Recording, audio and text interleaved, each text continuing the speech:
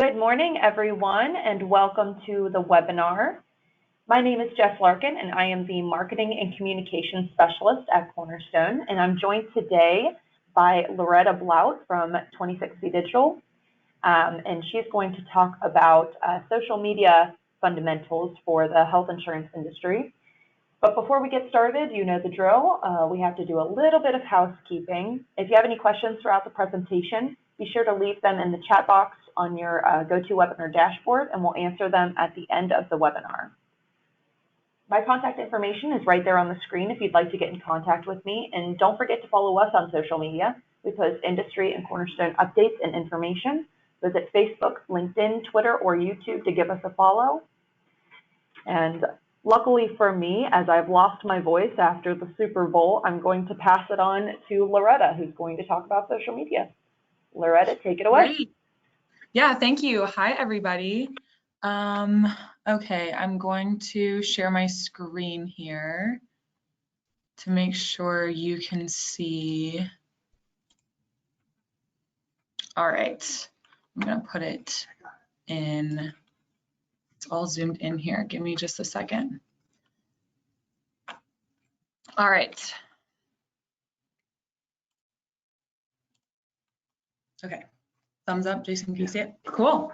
Okay, well, thank you everybody for attending. My name is Loretta Blout, and I am joined by Jason Budzik. Looks like our photographs aren't loading here for some reason, but anyways, my name is Loretta. I'm a digital brand strategist here at 2060 Digital, and Jason Budzik, he is a senior account executive here. This is our contact information if any of you need it moving forward. If any of you have questions after this presentation and you don't want to ask it on the webinar, feel free to shoot us a quick email. So who is Hubbard Cincinnati? Who is 2060 Digital? So Hubbard Cincinnati is a parent company that has all these brands over here to the right.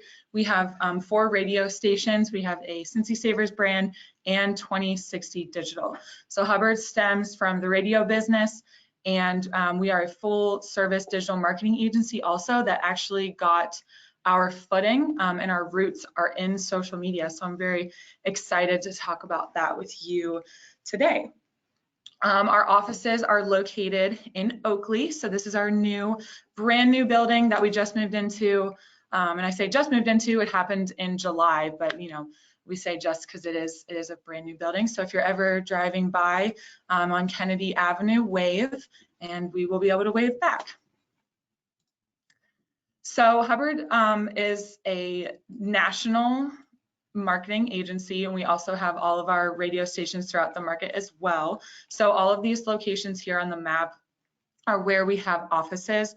Our radio is headquartered in Minneapolis, St. Paul, while the digital agency is actually headquartered here in Cincinnati. So we do have offices that span all across the nation, and then our marketing campaigns have a global reach as well as we do marketing in different countries. So 2060 Digital, we are a premier Google partner, which is important to note because only 3% of digital marketing agencies in the country have this distinction. We also are a Facebook expert program.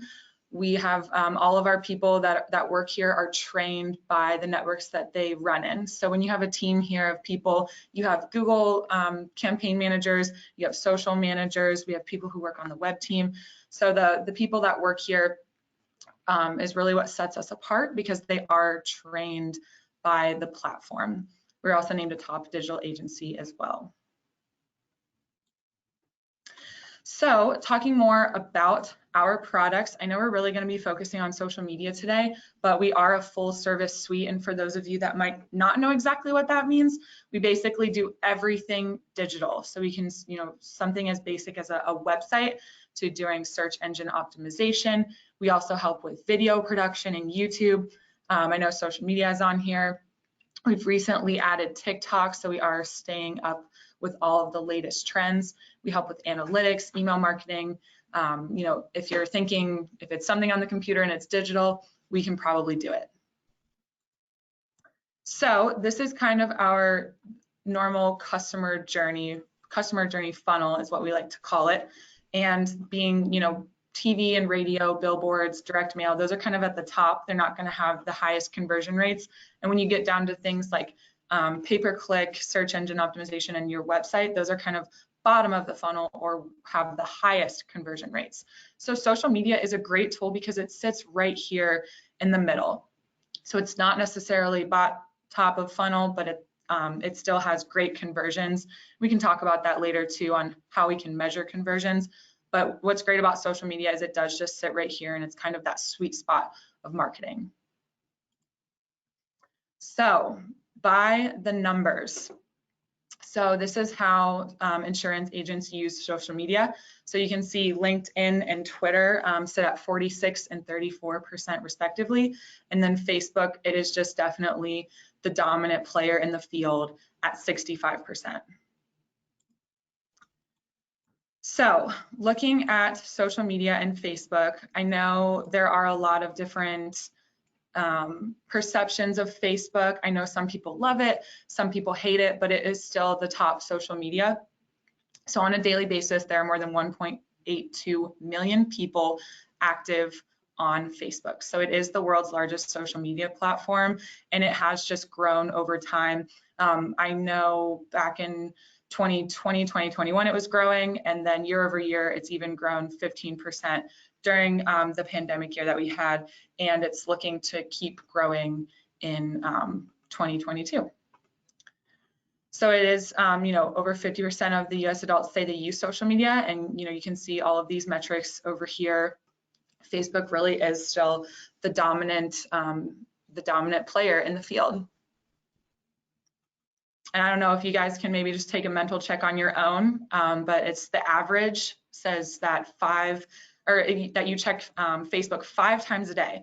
So I think I'm bringing that average down a little bit. I don't know if I necessarily check it 5 times a day, but maybe throughout the next week, kind of see if you have a Facebook account, how often you are getting on the platform. All right, so charts, we love charts. So I know I pulled some of this data just because I wanted to see kind of, what is in your space specifically. So I know talking about health insurance when it comes to kind of offering it for employees, personal insurance. I just wanted to point out that 75% of parents, which are people who have children under 18, use social media.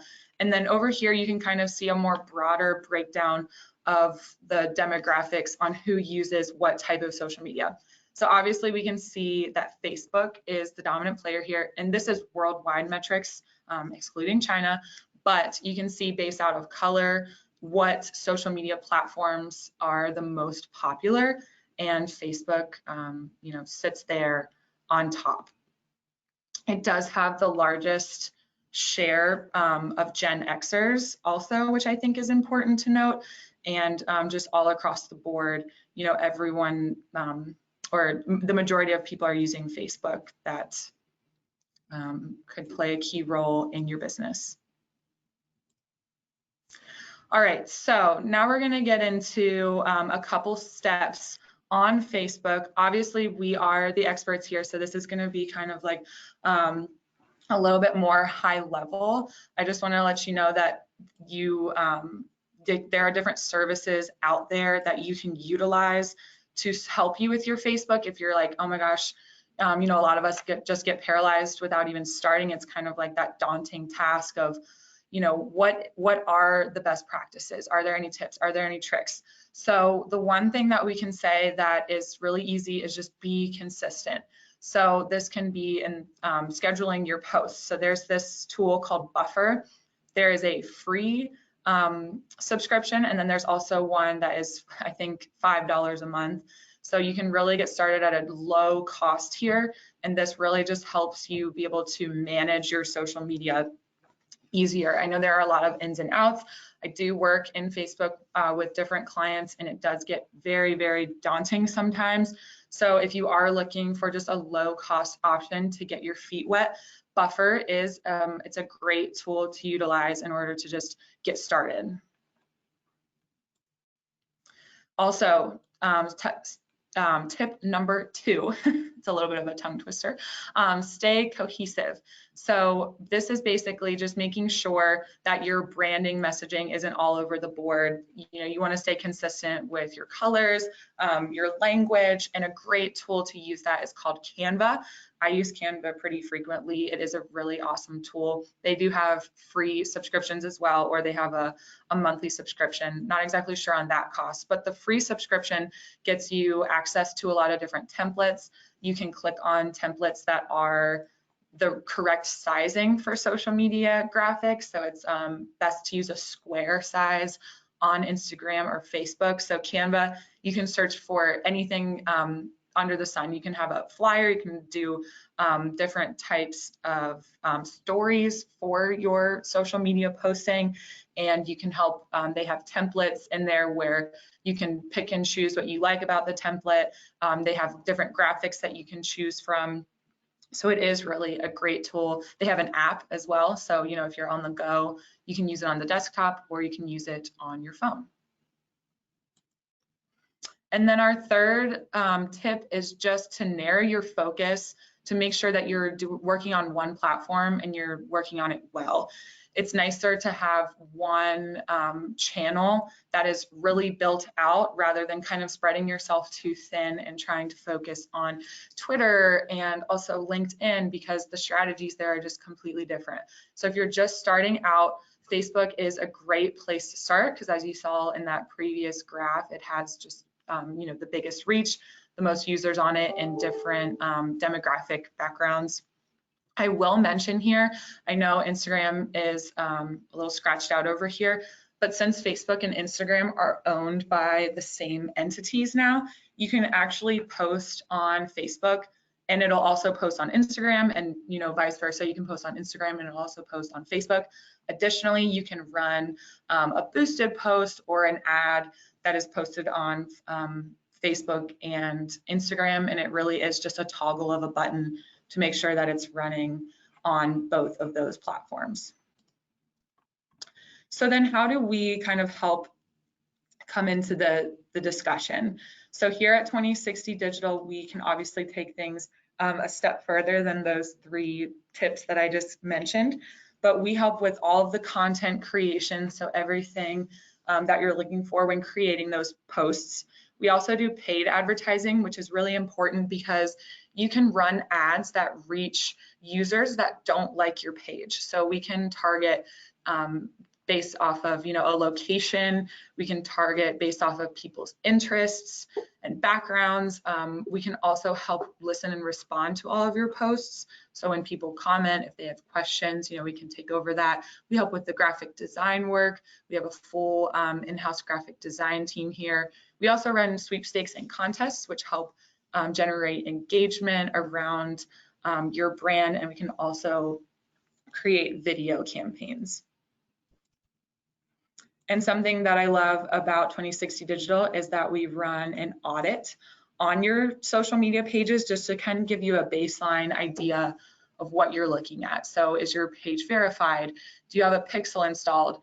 And as I mentioned before, we are able to track conversions or KPI data on Facebook through these pixels.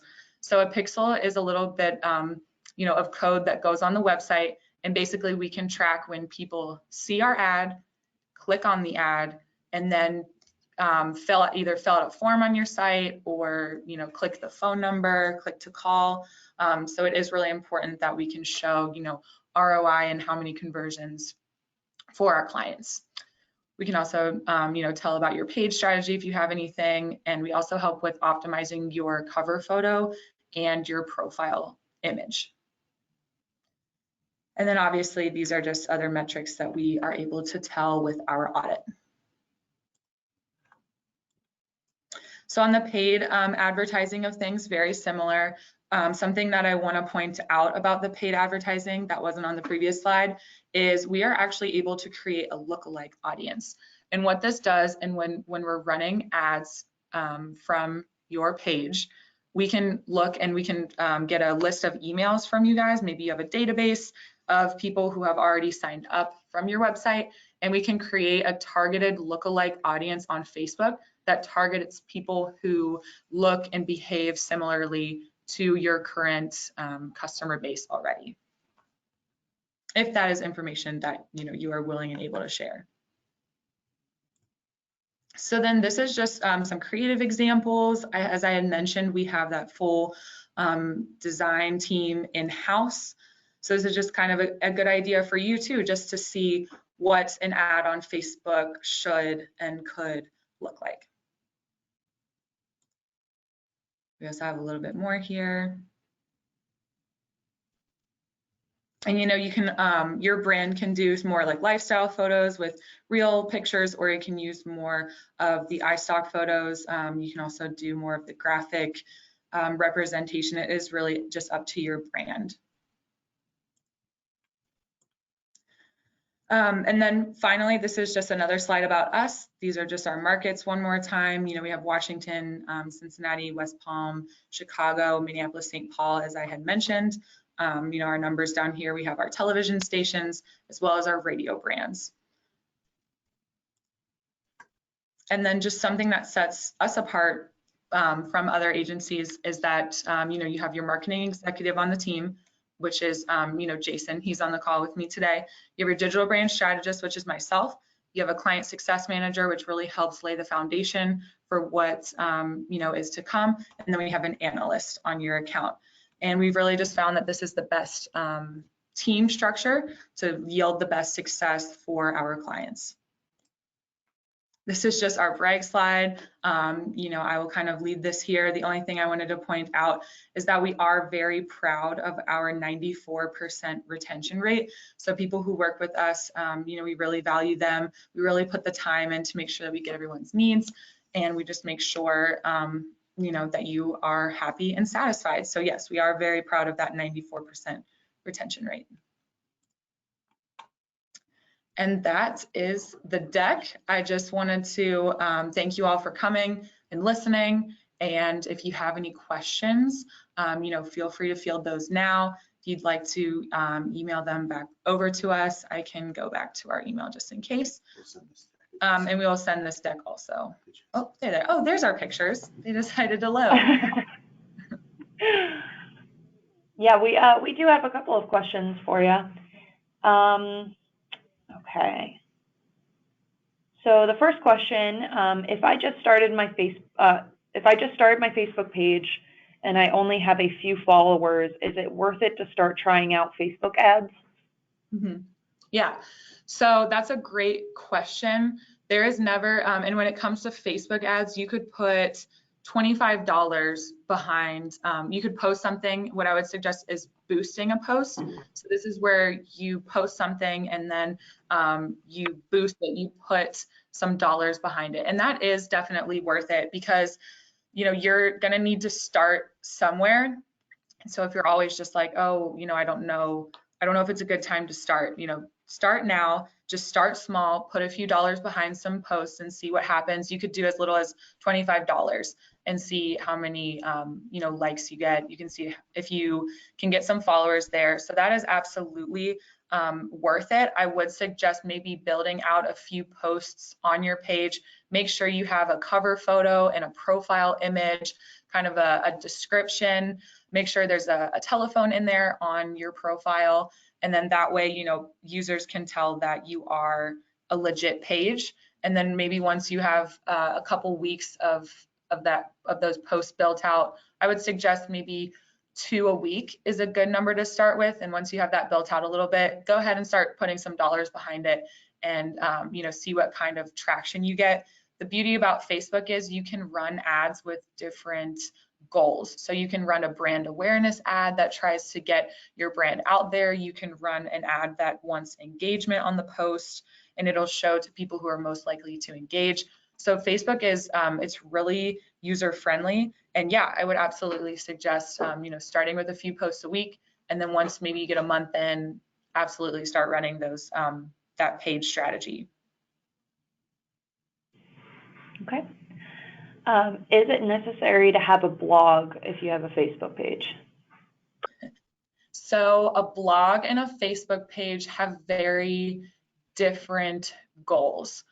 If you have a blog, it's most likely you're trying to help your search engine optimization on your website. If your blog lives on your website, that helps with rankings in terms of organic search, whereas your Facebook is a lot different channel.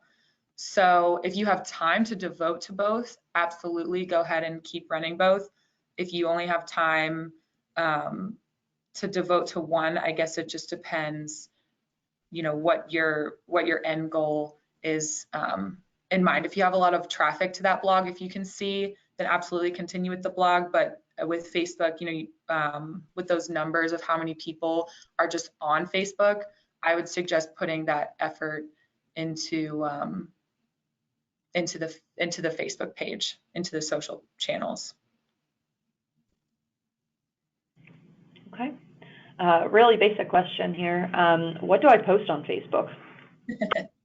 Yeah, exactly. That is kind of a question, what happens. I'm sure, us being in Cincinnati, we saw a lot of Bengals posts going on, which were relevant, but that's basically, a good start is just staying up with, if anything big, obviously, like that happens. Other than that, it really is just, you can post offers. I don't know if there's anything that you guys would have to offer. That's really something that our clients like to feature, is what the offer is for the month. That's a great start. You can do certain employee spotlights. Those are very popular because everybody has employees. And then other than that, I know you did mention the blog. If you have a blog, if you do post something new on the blog, you can highlight that new post. Any industry trends or tips you can post on there. It really just depends, kind of like I mentioned before, what is your goal? Are you trying to get people to, are you just trying to build out your page? So that would just be more informational posts. Are you trying to grow your client base? That would be like trying to get people to maybe fill out forms or make a call.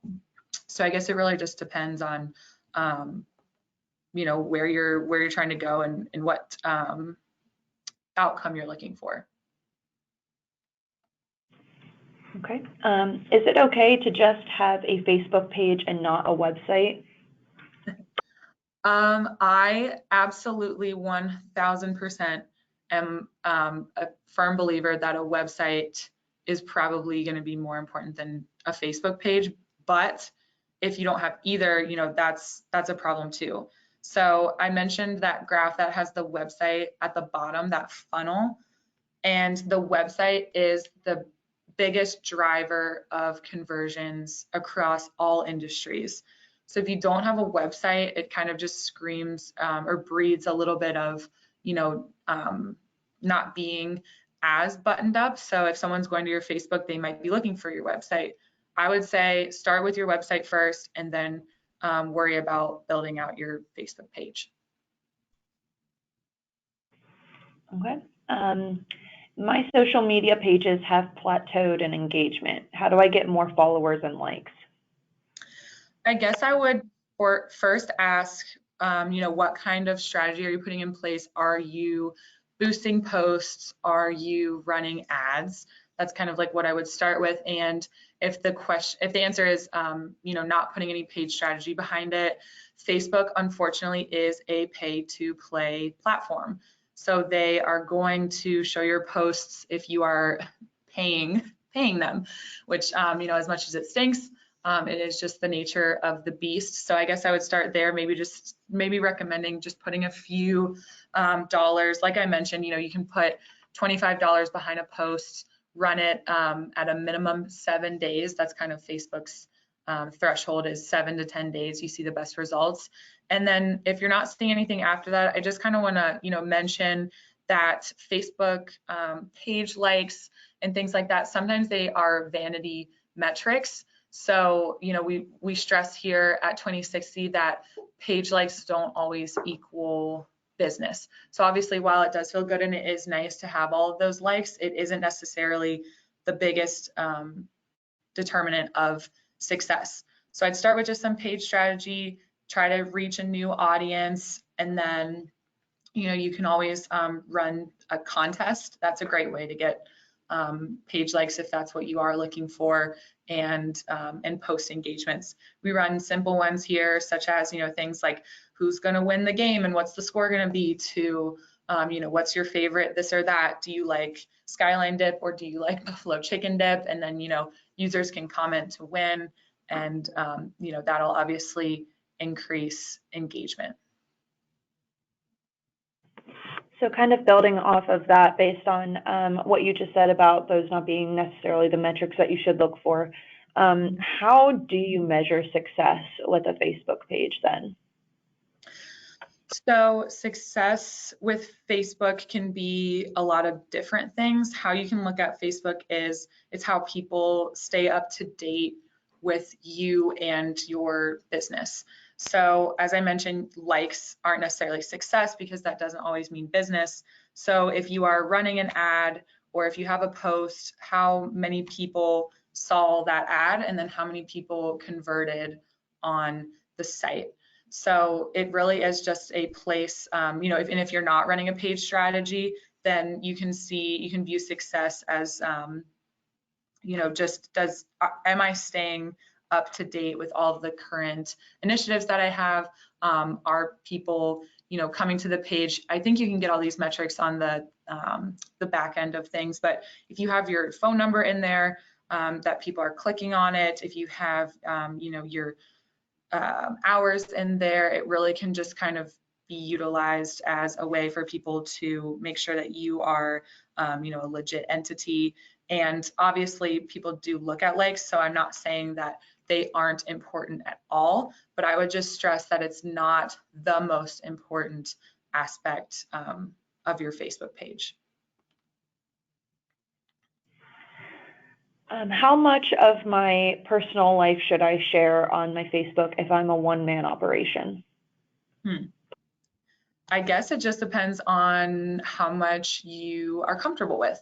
So I know, I have a few realtor friends, which kind of is, a similar thing where they have their Facebook page as their professional one. So it really just is how much you are comfortable with and how close you feel like you are with certain clients. You don't have to post anything that is personal. You can post a few things a month. There really isn't any type of, like formula, rhyme, or reason. It really just is what you feel. I guess that's, that's Facebook as a whole. Like, even when I think about myself, like, how much do I post? How much should I post about my personal life on my own personal Facebook page? So it really just is what you are comfortable with. And if people, seem to be interacting with that, then I would suggest posting more about it, because people do want to see that, and they want to see what's going on and they care. So I guess it's just kind of like do a temperature check, post something if you'd like to, and then if you'd rather stay private and have the page be more professional, then absolutely there's no formula there that's gonna get you a certain answer. All right, and then the last question we have is, do I have to have a personal Facebook page in order to have one for my business?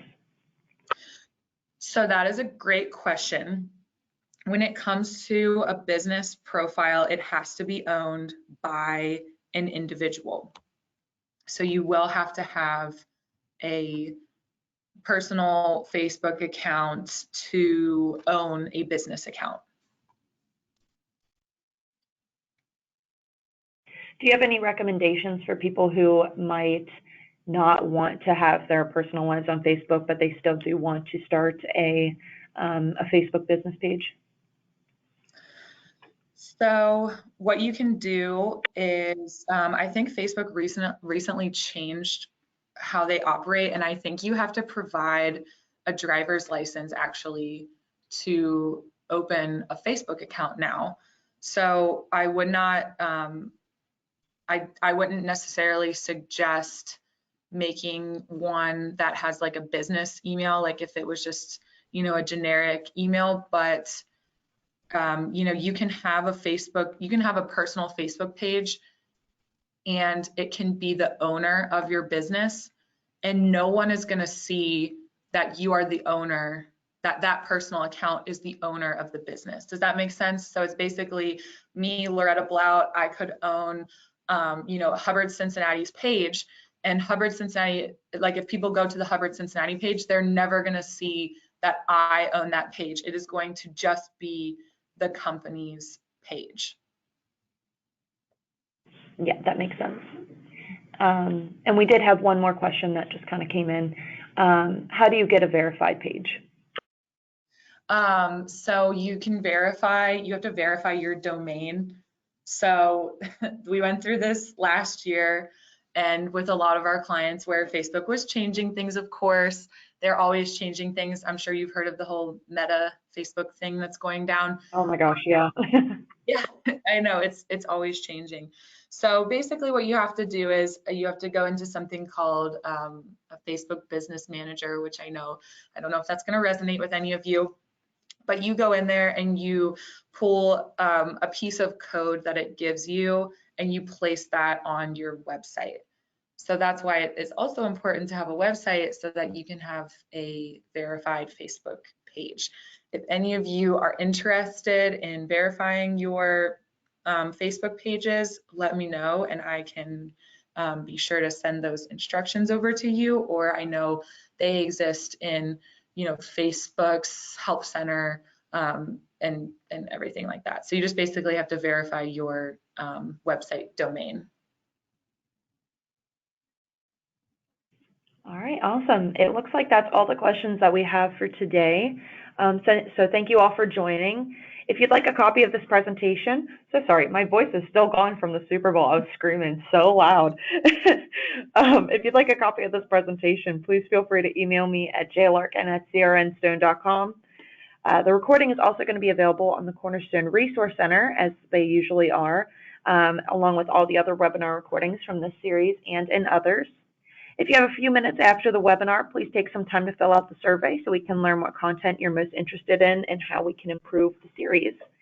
And I'd like to thank Loretta and Jason for joining us today and for offering their expertise. And everyone have a great day and stay safe out there. Awesome, thank you.